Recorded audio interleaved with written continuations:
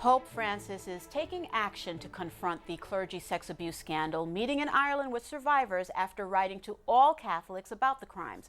Brooklyn Deacon Phil Franco is also a survivor, and a priest close to his family attacked him. Today, Deacon Phil works with the Diocese Office of Victim Assistance, and he joins us now. Deacon, always a pleasure to have you here. Thank you for very much. making the time.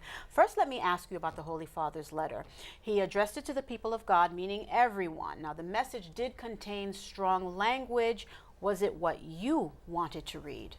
I would say yes, it was what I wanted to read, but it wasn't enough. In other words, what he had was sufficient. What he had was good, but not sufficient. I would like to see more concrete steps for action. I would really like to see what are we going to do now? And he has universal jurisdiction. He can do a little more in terms of policy, but the individual bishops have to as well. When you talk about concrete steps, something tangible, what would that look like to you? Well, first of all, the wording he used was excellent. I should point that out. It was one of the better documents I've ever seen on this issue, because you could feel his sincerity. It was raw. But in terms of things that should be done, what are the policies in place to, I think, I hate to use the term, but punish bishops who are covering things up? What are the policies in place to dismiss bishops when necessary? Bishops have a lot of leeway within their own diocese, and how is the Vatican going to deal with that? When he's in Ireland this weekend, I'm sure you know, the Holy Father's going to sit down with Irish abuse survivors to listen to their stories and provide pastoral comfort. If you were face to face with Pope Francis, what would you say to him? I would say thank you for what you've done so far, but please don't make it just a PR attempt. Please continue to institute policies, really, that need to be instituted. There are certain actions for which a person can be excommunicated from the church by their very commission. Why isn't child abuse one of them? Why doesn't a priest or a bishop automatically lose their position or whatever for these actions? So I would like to begin with a thank you, but also end with a challenge. Let's talk about what's happening right here at home in our own diocese. Brooklyn's Bishop Nicholas DiMarzio, he's done a lot. He's done so much to prevent abuse and also to support survivors across the diocese.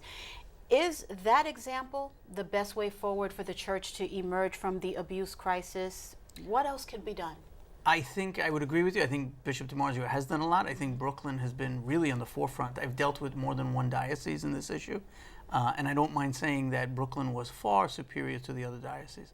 The other diocese was almost stonewalling me from day one and continues to do so. So I think Brooklyn is a model to go forward in the way they've dealt with survivors. I would imagine, and forgive me for being presumptive, that this is a process for you as a victim, as a survivor. Where are you in the process, and where do you want to be with regard to what the Brooklyn Diocese can do, what the Pope can do? I'm moving forward in the process of healing, which has been wonderful, thanks to the diocese, thanks to family, friends, thanks to the Lord.